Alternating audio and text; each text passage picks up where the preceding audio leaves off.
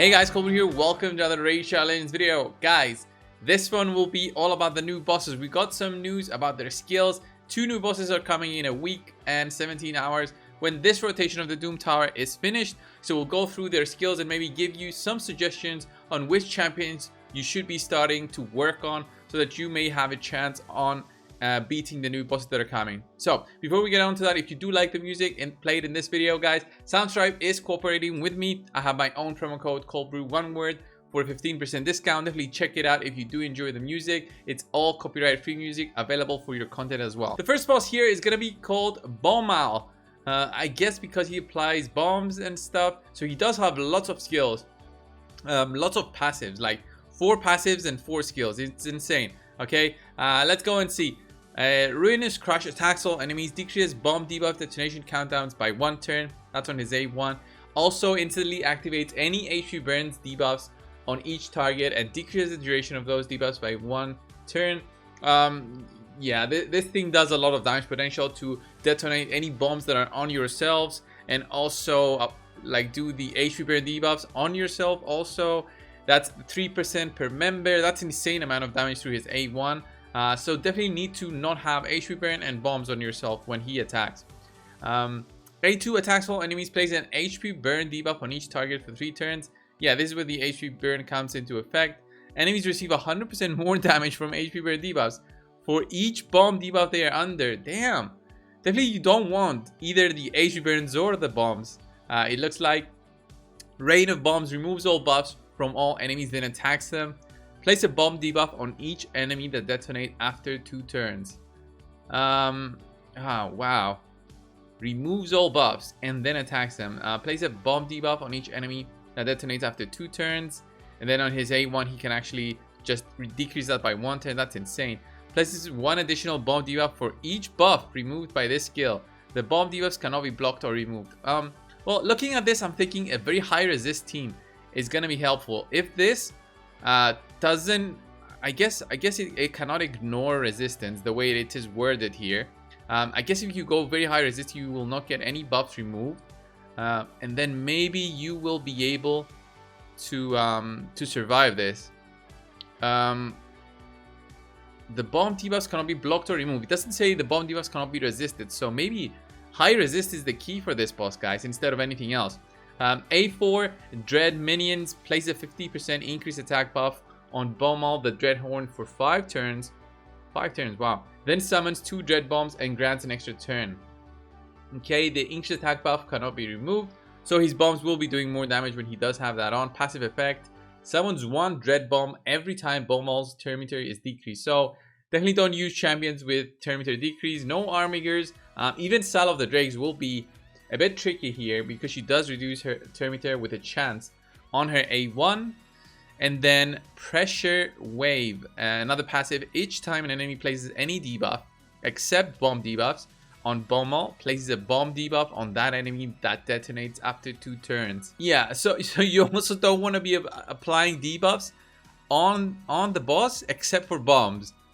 These bomb debuffs cannot be blocked or removed. Wow, this sucks. Maybe you still can resist these. So I'm still not seeing that cannot be resisted, but this is all like draft. It's in a Word format, so maybe these are just wrongly typed in. Each time a bomb debuff detonates to an enemy has a 100% chance of placing a stun. Wow. Bumal receives 200% more damage from bomb debuffs. Okay, all right. Resist is the only way to beat this guy, but he does receive 200% more damage for bomb debuffs. Maybe it's time to get out of the vault my Astroliths and make this like an Astrolith combo kind of setup.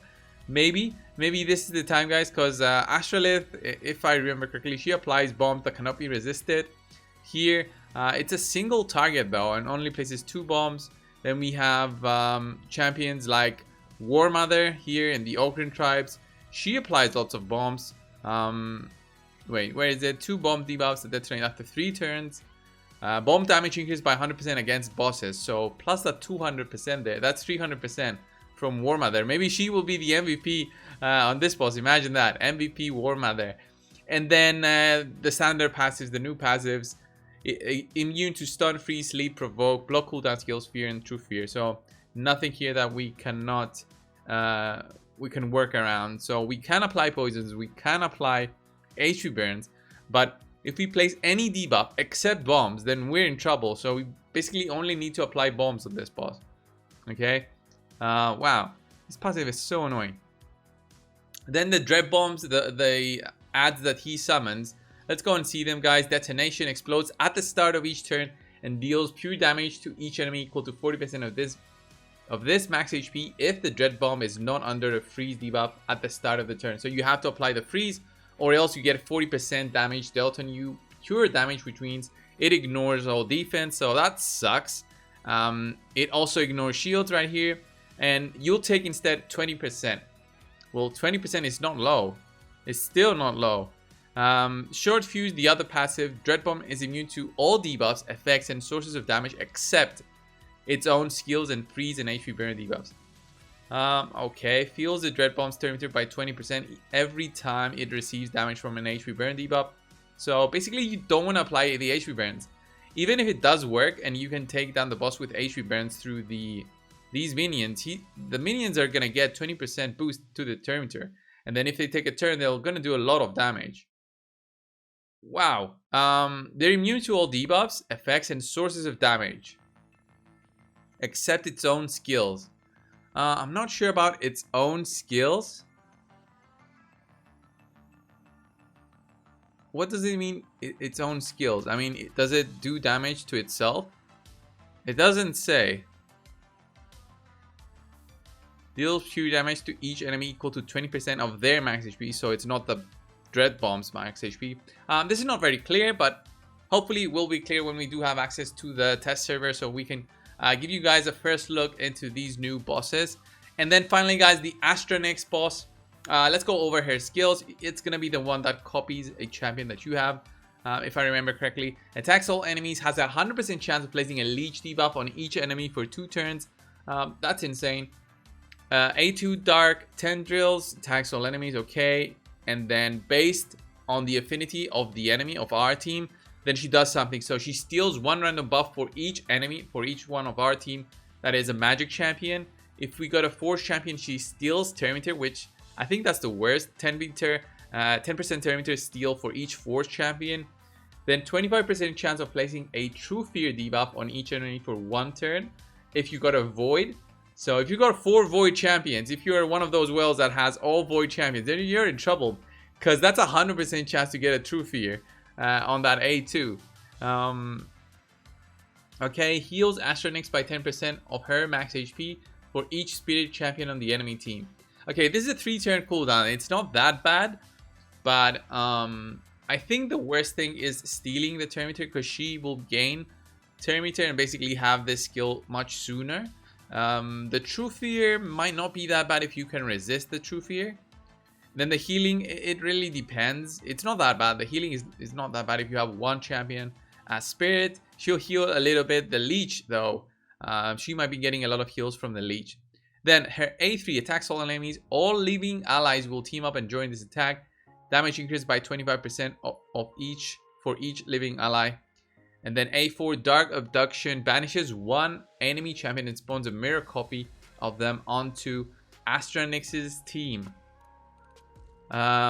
Okay, so the banish is basically incapacitating 1 enemy champion. I'm still not sure which champions get selected for this, and spawns a mirror copy of them onto Astronix's team. Means it's gonna be a 4v2 at least. Place a fear debuff on all enemies for 1 turn. Increase Astronix's dark energy counter by 1. And so the dark energy, what it does, we're gonna see here in Fey Mirror. Place a perfect veil buff on Astronix for 3 turns and spawns mirror copies of all enemies onto Astronix's team at the start of the battle. Wait, at the start of the battle? Okay. Summons mirror copies of all enemies onto Astronix's team every time her dark energy counter reaches 5. So you'll have to beat yourself. It's gonna be a 6. Wait. You go in with 5. It's 1 Astronix, so that's 6. The mirror copies. And then she banishes 1. Is that gonna be 7 or still 6, because you still have a mirror copy there through the, well, the start of the turn? Anyway, it sounds like an insane boss. If I'm not mistaken, guys, somebody told me in the past that this boss is very similar to something that Summoner's Wars has. So if you guys have any experience with that, just leave it down in the comments. Maybe we can brainstorm something about this. And then Astronix's dark energy counter resets after it reaches 5. Okay, that's cool. She also gets a perfect veil, which is insane. And then she is immune to everything, similarly to the other boss and every other boss at the moment in the game. So these two bosses sound insane. They sound like the most difficult ones yet. What do you guys think about them? I want to see it in the comments down below. If you guys seen any of these bosses before in a different gacha, let me know. Maybe we could go in and look at those bosses in the other games and see how the community over in that game beats those. So definitely want to hear you out, guys, in the comments. What you think? Is it going to be too difficult? Are you going to be leveling up your bomb champions? I want to know all about that, guys. I am definitely going to be considering my bomb champions once again and seeing what I can do in order to beat these two bosses. Definitely resistance is going to be a big factor, I still think. Like champions like Brockney with that beast of aura for resistance is going to be huge for this one. Definitely, like, how much does he give? 60 resistance is insane. Many other champions give it for all battles. If I remember, Warlord gives it for all battles. Like, I think it's 80. Yeah, that's insane. So yeah, there is definitely some things that you can do, but the resistance requirements as you go into the hard Doom Tower is gonna be much higher. This was the video, guys. Thanks a lot for watching, and I'll see you in the next one. See ya.